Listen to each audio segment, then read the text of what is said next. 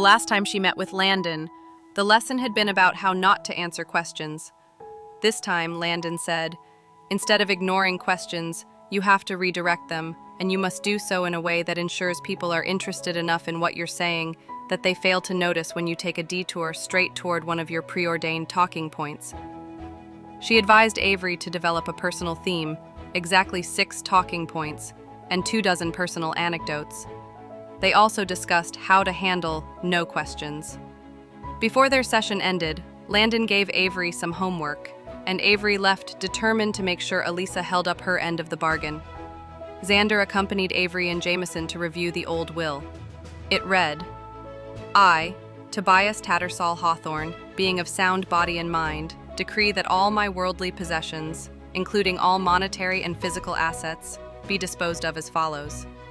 In the event that I predecease my wife, Alice O'Day Hawthorne, all my assets and worldly possessions shall be bequeathed to her. In the event that Alice O'Day Hawthorne predeceases me, the terms of my will shall be as follows. To Andrew and Lottie Laughlin, for years of loyal service, I bequeath a sum of $100,000 apiece, along with lifelong rent-free tenancy in Wayback Cottage, located on the western border of my Texas estate. To my daughter Sky Hawthorne, I leave my compass, may she always know true north. To my daughter Zara Hawthorne, I leave my wedding ring, may she love as wholly and steadfastly as I loved her mother. The remainder of my estate, including all properties, monetary assets, and worldly possessions not otherwise specified, is to be liquidated, with the proceeds split equally among the following charities." The list that followed was extensive, dozens of charities in total. Attached to the back of Tobias's will was a copy of his wife's will, which contained nearly identical terms. If she died first, everything went to her husband. If he died first, everything went to charity, with the same bequests to the Laughlins and Nan, and nothing to Sky or Zara. Their grandmother, Alice, had been listed in the will as well, but she had died shortly after Grayson was born. Everyone believed that grief over Toby's disappearance had killed her. There were only 2 major differences between the old will and the new one.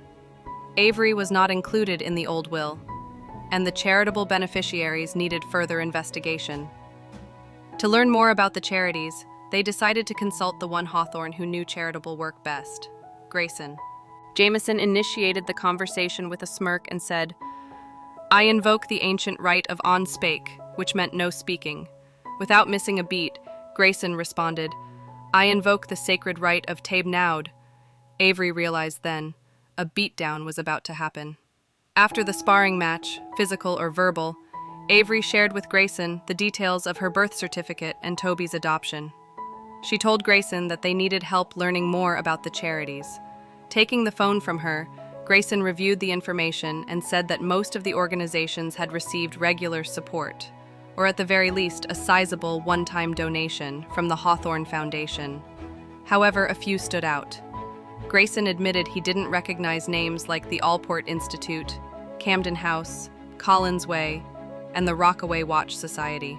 Without another word, he stepped between Avery and Jameson, past them, and kept walking. Then he turned around and said something to Jameson in a language Avery strongly suspected was Latin.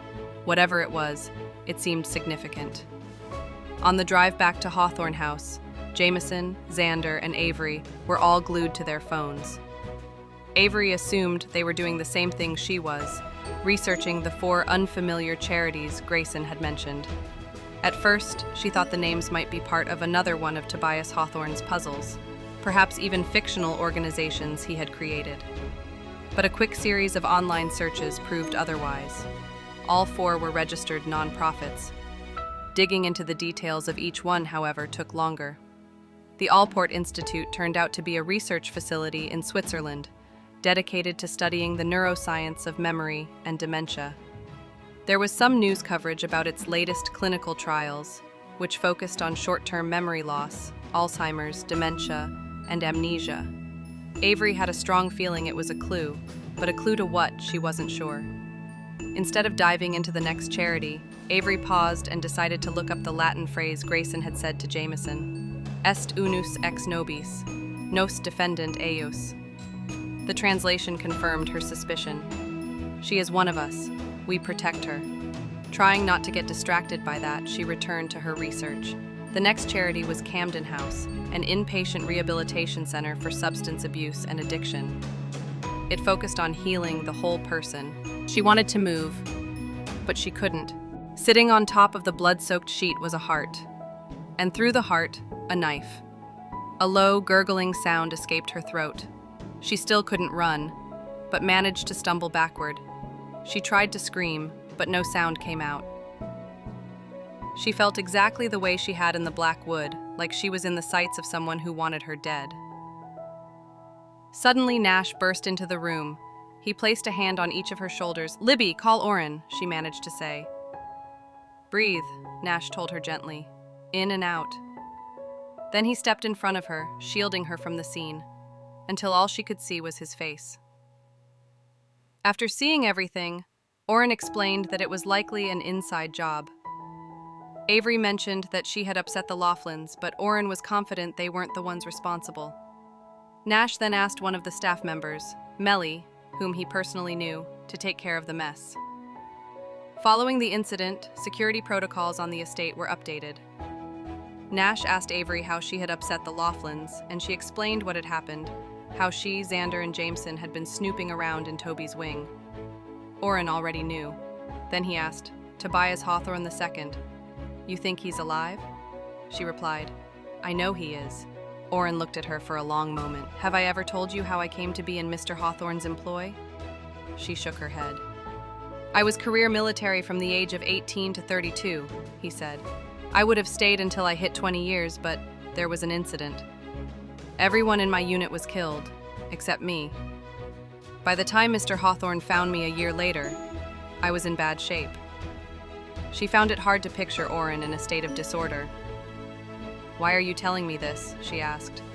"Because I need you to understand that I owe Mr. Hawthorne my life. He gave me a purpose.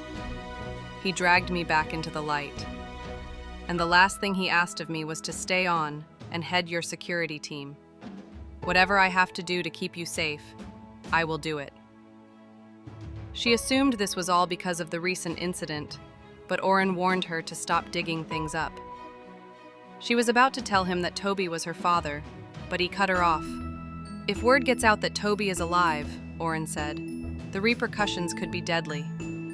Right now, the family believes there's no effective way to challenge the will, no way to get their hands on the fortune Mr. Hawthorne left you. Zara and Constantine would much rather accept you inheriting, and the law firm controlling the reins, than risk the fortune passing to your heirs.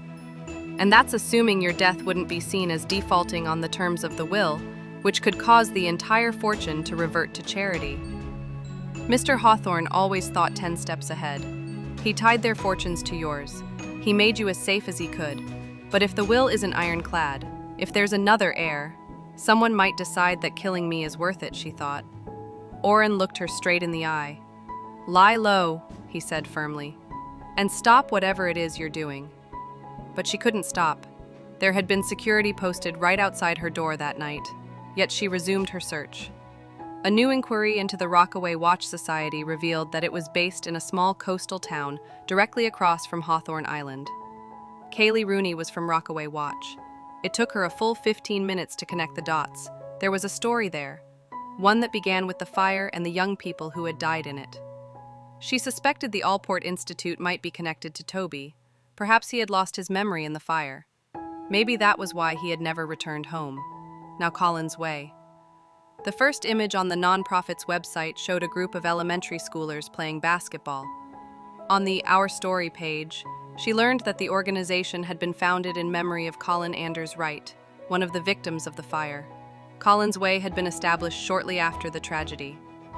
Digging into the media section, she found a press conference video. She hit play. On screen was a family, a woman with 2 young children standing behind a man. At first, she assumed the man and woman were husband and wife, but they were actually siblings.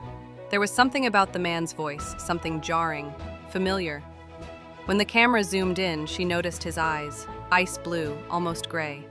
It turned out that Colin Anders Wright's uncle was Sheffield Grayson.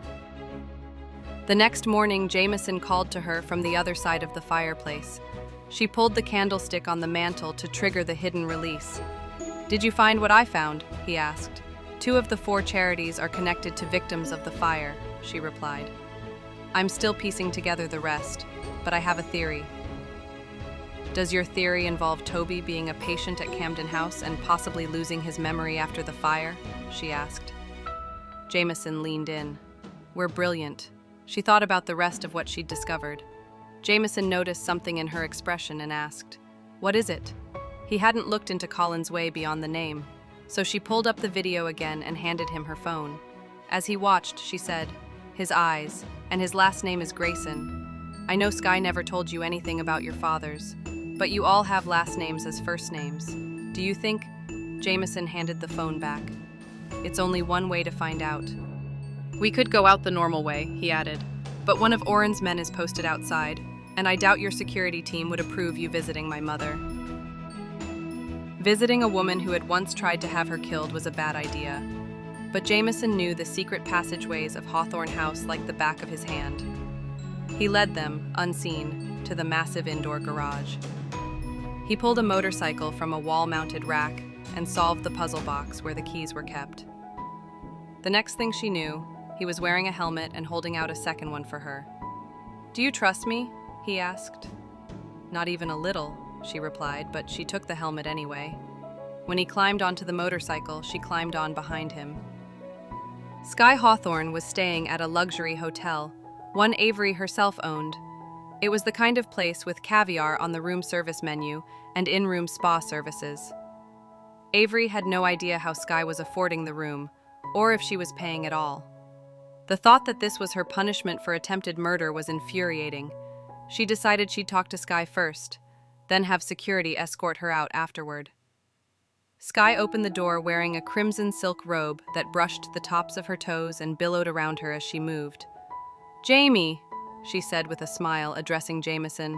Shame on you for not visiting your poor mother until now. I'm an awful son, Jameson agreed. Truly horrid. So consumed with the person you tried to have killed that I've barely spared a thought for how difficult getting caught must have been for you. Avery hadn't told Jameson anything about what his mother had done.